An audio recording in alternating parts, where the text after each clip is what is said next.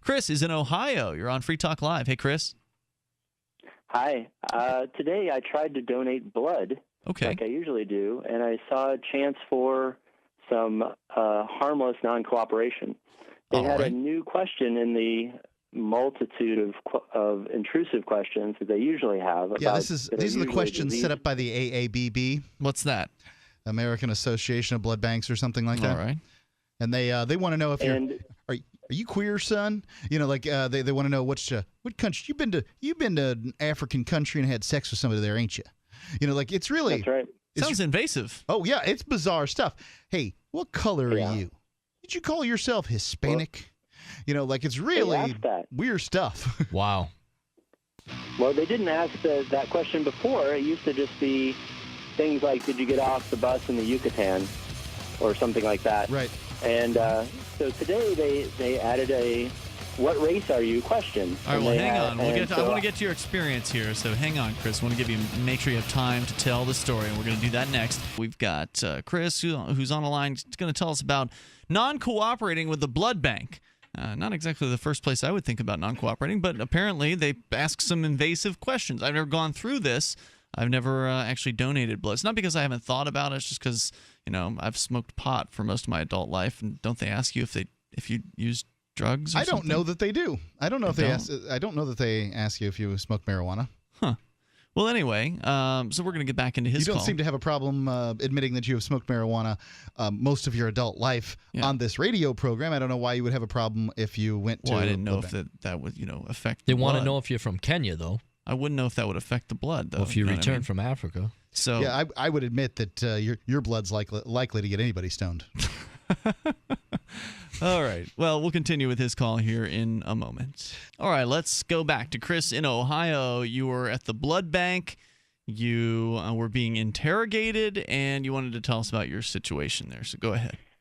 Well, I mean, I've done this a dozen or more times before. Yeah, so I'm used to I'm more all than a those gallon questions. myself. Yeah, I'm at 2 gallons. Good job. And so and part of the reason I do this and go through all those onerous questions is because I'm trying to build up karma, I guess. If there's so many things that can knock you off the list, like if you go for 6 months over to wherever, then you can't donate anymore. And I'm just trying to, donate while I'm still in health to be able to do that. So here's what amazes me about it. I went to Haiti to deliver some school supplies for a radio station back, and it's been many years.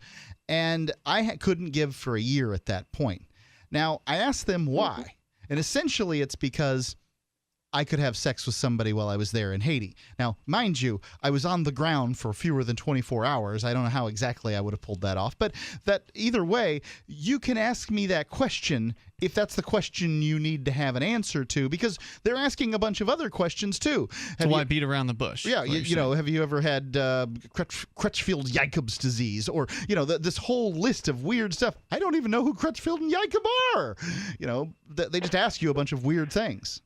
You could lie, too. Like, how do they know you're telling the truth? It's not like they have a screening process. Right. They don't know that. If I said, no, I haven't been outside the country, then that's it.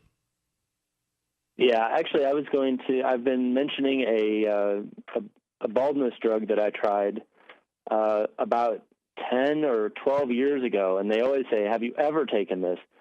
And all their literature just says, you can't donate if it's been in the last 6 months. But then they say, have you ever taken it? I was going to just say no this time. Right. So I was kind of in an ornery mood.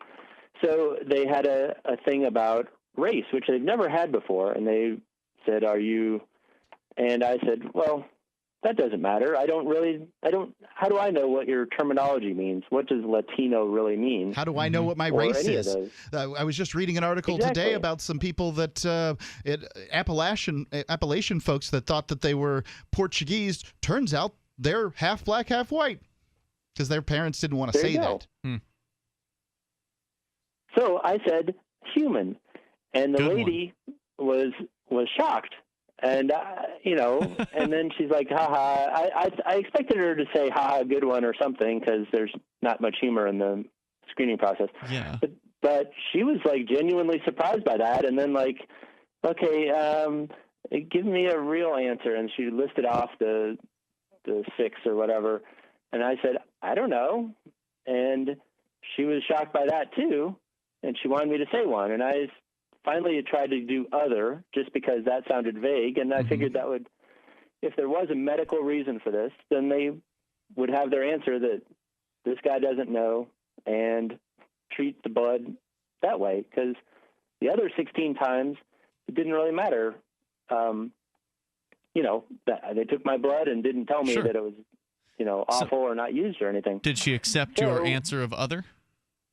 No, they had some. You don't look like an other to me. That's where Whoa. You're not othery enough to be an other.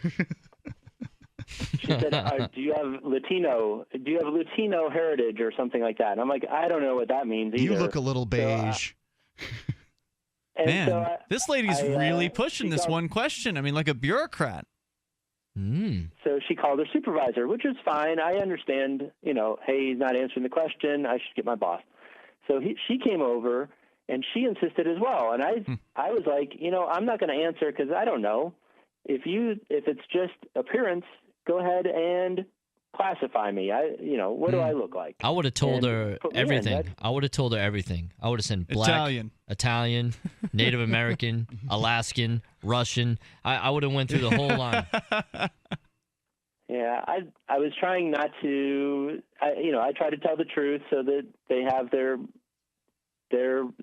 true whatever they're doing. But when it comes to ethnicity, you don't know the truth unless you've taken. You had a test done, right, Mark? I had a test Aren't done. Aren't you Native American? I didn't know that. Black? Aren't you black as well? No. My wife's got a little bit of a little black. My mom's been with a lot of men. I don't know. I was going to come up with the joke that my wife and I talk about me oppressing her now that she's black. But your joke's much better. Mark, was that a blood test or was that something else? Saliva through one of those DNA things. Okay. So you'd think they could do the same kind of test for me? Like, the don't know guy needs a test for whatever. Well, the people that do know need a test. If ethnicity matters here, you shouldn't be taking people's word for it. They don't know. All right, Chris, we'll find out the rest of your story. You left us at the cliffhanger. What ultimately happened? The supervisors called in. I mean, this guy won't answer a question about his race. How dare he? I mean, what? Who cares? How dare he say he's human? Is his blood clean? That's all that matters, right? We all bleed the same, don't we? It's Free Talk Live. Chris in Ohio has called in to tell us about an experience he had, a pretty ridiculous experience of blood donor operator types, running the Bloodmobile, or maybe, I don't know, where was it that you went, Chris? Was it like a mobile kind of location? At my work. So they came to you. At my work, I was trying to get, they came to my work, and I was trying to get out of a boring meeting, so I signed up for the 10 o'clock shift session instead of something later like I usually would. And this is something you've done before? Many times, yes. Yep. And so this was the first time you'd encountered a question about what is your race. You did not want to answer that question. Ultimately, you said I didn't. Other. Go ahead. Yeah, well, I mean, I didn't. The other ones all have disease and or could affect the quality of the blood, whether it has a disease or some other problem with it. If it doesn't have enough iron in it, then it's, a problem. But they wanted to know my race, and I was actually pretty steadfast in either telling them I didn't know or telling them that I just wanted to be an other or human, but they wouldn't accept that one because it wasn't on the list. So the lady calls in her supervisor, and then what happened? So she came in and tried to get me to answer the questions as well, and then she tried to reason with me as to why all of a sudden, this time they need to know my race. And it was because she said that there's a I don't know what you even call it, a symptom, not a symptom, but a problem where 20 people, I did some research since then, 20 people died of transfusion-related acute lung injury, and they shorten it to TRALI. And apparently she was claiming that it had something to do with racial markers in the blood. Then they should be testing for those things.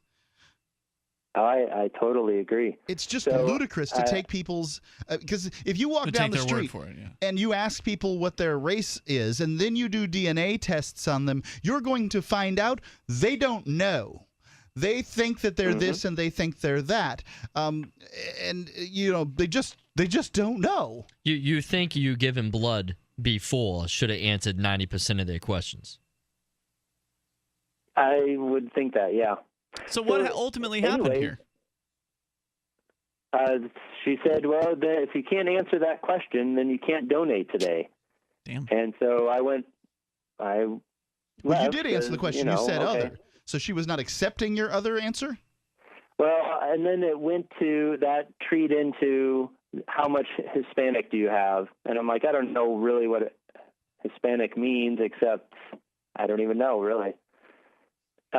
So I just said, I don't know the answer to that question, and then they let me go. And so I wrote a letter to the Red Cross and did a bunch of research into it, and I haven't found one mention of race and this TRALI or whatever it is, TRALI, transfusion-related. So do you think they were making it up and they were just being hard, or? I think they might have been doing research, and they wanted to have people self-report on race and record these markers, and then see how many, and then trace the blood through to whoever died from this thing that happens to 1 out of every couple of thousand blood transfusion people. Well, you would think that you're not dead and you're walking in and you're alive and healthy, that would have answered that question. So the important question is, did you get out of the boring meeting for enough time to where you didn't have to go back? I had to go in, and I had to go in. All right, Chris, thanks for the call tonight, man. Appreciate the story. The toll-free number is 855-450-FREE. I wonder if you get any of the punch and crackers. They always got that stuff. That's afterwards, right? Yeah, well, you can just wander down there. I guess. I act like I own the place. Anyway, maybe you've got an experience from the blood donation mobile or whatever they call it. Is it always called the Bloodmobile? That's what they call it down in Florida. They always call it that? I think so. There's also the Bookmobile down there, too. Free Talk Live, 7 nights a week from 7 to 10 Eastern, live on the Liberty Radio Network at LRN.FM.